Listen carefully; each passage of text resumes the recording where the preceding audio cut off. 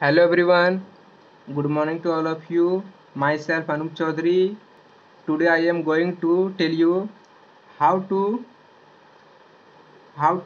understand the Ohm's law. Okay, let's go to start Ohm's law. तो सबसे पहले हम लोग जानते हैं कि ओम्स लॉ कहते हैं किसे। ठीक है गाइस, तो जैसे कि आपका आ गया ओम्स लॉ में उनका definition, it state that at constant temperature the current flows through a conductor is directly proportional to the potential difference the ends of conductor। ठीक है, तो सबसे पहले हम लोग इनका डेफिनेशन लिख लेते हैं। इट स्टेट डेफिनेशन लिख लेते हैं।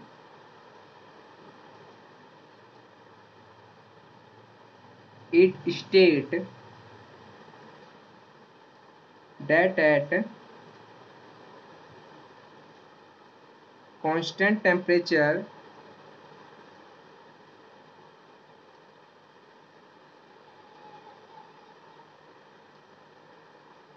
it state that at constant temperature the current flows through a conductor। The current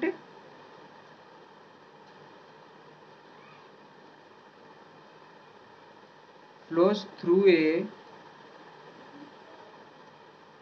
conductor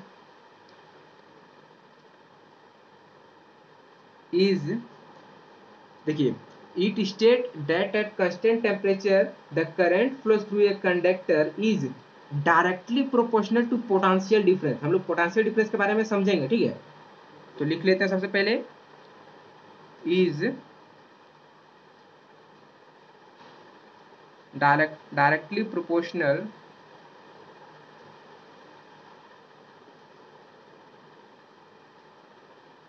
potential difference।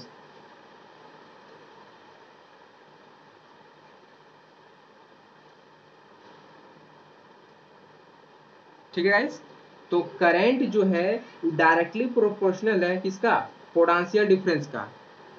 ठीक है, तो देख सकते हैं आप, जैसे ओम्स लॉ हो गया कि ये करंट जो है वो फ्लोज करता है किसी भी कंडक्टर में। ठीक है, तो वो क्या है, डायरेक्टली प्रोपोर्शनल है पोटेंशियल डिफरेंस का। ठीक है, द एंड्स ऑफ कंडक्टर, किसी मतलब कंडक्टर के एंड्स में लिख सकते हैं द एंड्स ऑफ।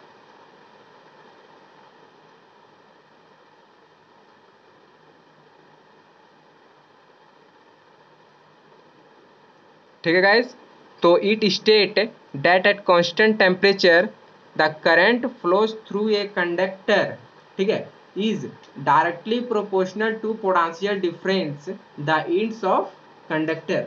तो जो हमारा करंट है वो डायरेक्टली प्रोपोर्शनल है किसका, पोटेंशियल डिफरेंस का। अब देखिए कैसे डायरेक्टली प्रोपोर्शनल है।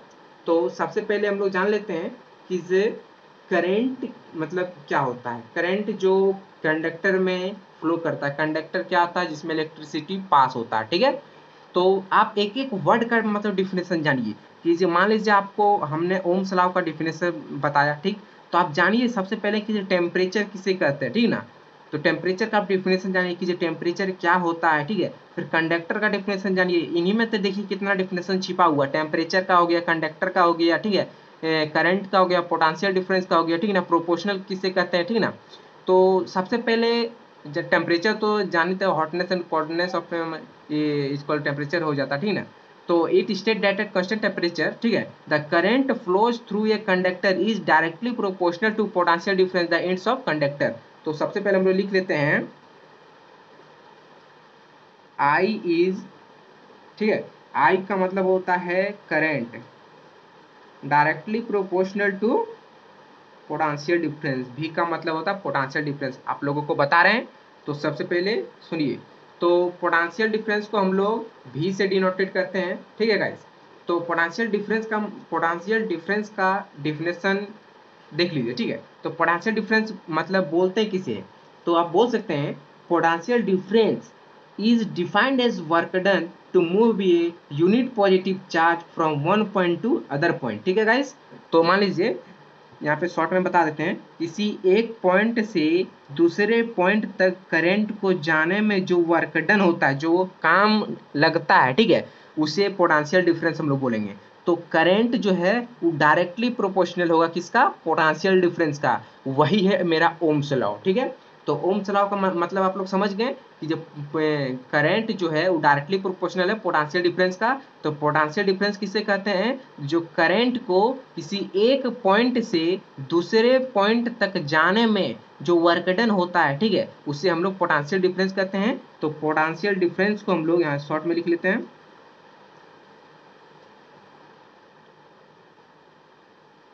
Potential difference. पोटेंशियल डिफरेंस के बारे में हम लोग लिख लेते हैं, इनको डिनोटेड करते हैं V से। ठीक है गाइस, इनका SI यूनिट होता है वोल्ट। ठीक है, तो पोटेंशियल डिफरेंस हम लोग समझ गए किसे बोलते हैं, किसी एक पॉइंट से दूसरे पॉइंट तक जाने में जो हमारा वर्क डन होता है, क्या जाता है, करंट जाता है। मान लीजिए एक कंडक्टर है हमारा, ठीक है, तो कंडक्टर क्या होता है, लोहा तांबा, ठीक है, तो उनमें हम करंट मतलब करंट को पास कर रहे हैं। तो जो करंट एक पॉइंट से दूसरे पॉइंट तक जाता है, तो जो हमारा वर्क डन होता है, जो हमारा कार्य होता है, उसे हम पोटेंशियल डिफरेंस कर बोलते हैं। तो पोटेंशियल डिफरेंस को हम लोग V से डिनोटेट करते हैं। तो जो करंट है वो हमारा पोटेंशियल डिफरेंस का डायरेक्टली प्रोपोर्शनल है। ठीक है, तो आप ऐसे भी लिख सकते हैं।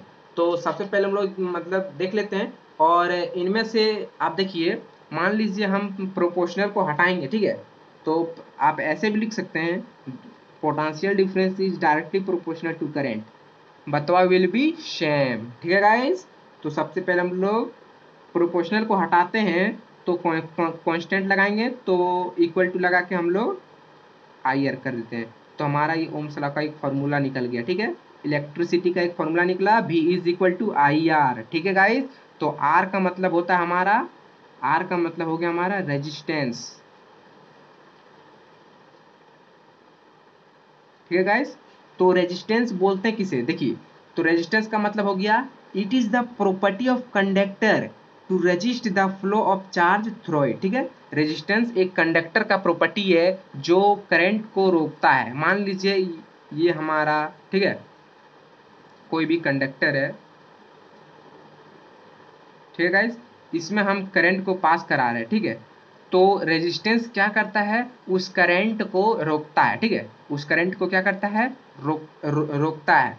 तो रेजिस्टेंस जो है उनका मतलब 3 फैक्टर है। रेजिस्टेंस को हम 3 फैक्टर में डिवाइड कर सकते हैं, जैसे कि रेजिस्टेंस जो है हमारा, ठीक है, वो डायरेक्टली प्रोपोर्शनल है लेंथ का। ठीक है, तो और सेकंड हो गया हमारा रेजिस्टेंस जो है वो डायरेक्टली प्रोपोर्शनल है, inversely proportional area cross section का। ठीक है, तो पहला रेजिस्टेंस डायरेक्टली प्रोपोर्शनल लेंथ का, दूसरा resistance inversely proportional area cross section का। ठीक है गाइस, तो आप लिख सकते हैं एक,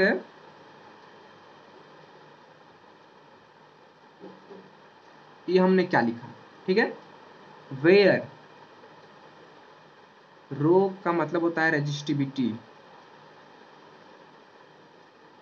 ठीक है गाइस, तो रेजिस्टेंस जो है लेंथ पर डिपेंड करता है। मान लीजिए हमने एक तार को, आप लोग देखते होंगे कि इसे जनरेटर है, तो जनरेटर में हम मतलब कोई वायर को हम कनेक्ट किए, तो उसे हम 1 किलोमीटर तक ले गए। ठीक है, तो 1 किलोमीटर तक ले गए, तो यहाँ पे हमने एक बल्ब जलाया। ठीक है गाइस, और यहाँ पे हमने एक बल्ब जलाया, तो दोनों बल्ब में सेम करंट पास नहीं होगा। ठीक है गाइस, तो क्यों नहीं होगा, मान लीजिए यहाँ का वोल्टेज देखिएगा ज़्यादा रहेगा, यहाँ का वोल्टेज कम रहेगा। क्यों, क्योंकि वायर जो है लंबा हो जा रहा है, करंट वहाँ तक पहुँच नहीं रहा, रेजिस्टेंस जो है उसको रेजिस्ट कर रहा है, करंट को रेजिस्ट कर रहा है।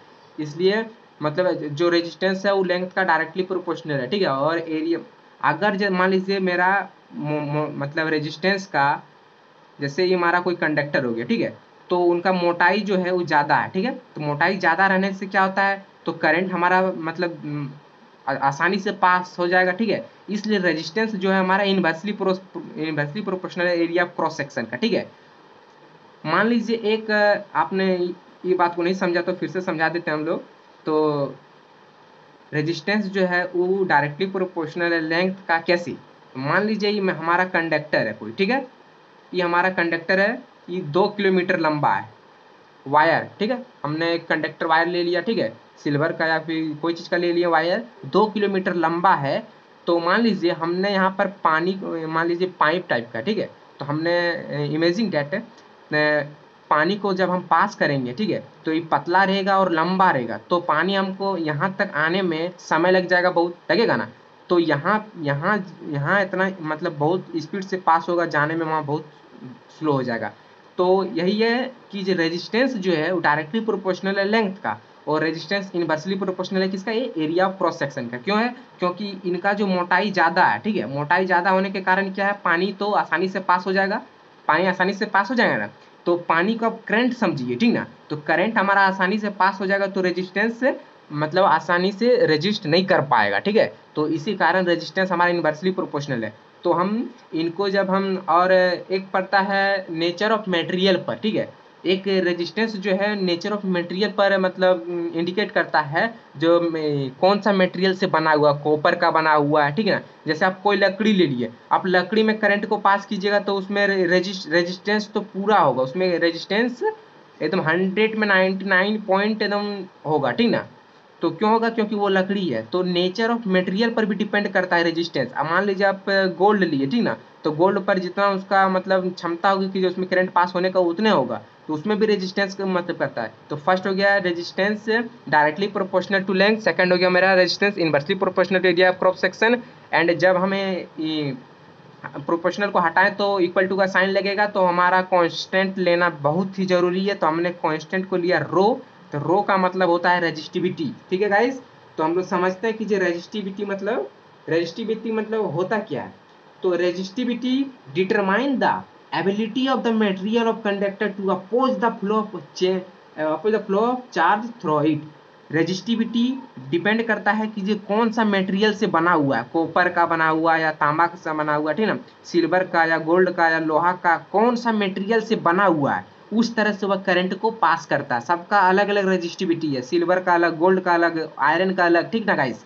तो रेजिस्टिविटी का मतलब यही होता है कि ये वह मटेरियल पर डिपेंड करता है कि ये कौन सा मटेरियल से बना हुआ है, उस टाइप से वो करंट को पास कराएगा, ठीक है। तो ओम्स लॉ में हमने क्या पढ़ा कि ये करंट जो है वो डायरेक्टली प्रोपोर्शनल है पोटेंशियल डिफरेंस का, ठीक है गाइस। तो इसी को बोलते हैं Ohm's law. It state that at constant temperature the current flows through a conductor is directly proportional to potential difference the ends of conductor, ठीक है गाइस। तो आप लोगों को समझ में आ गया होगा, ठीक है। तो क्लास 10 का इलेक्ट्रिसिटी चैप्टर में ओम्स लॉ है, बहुत ही आसानी से आप लोगों को समझ में आ गया होगा। I hope that you like my video, and if you like it, press the subscribe and like button. Okay, thank you guys very much for watching video. Thank you.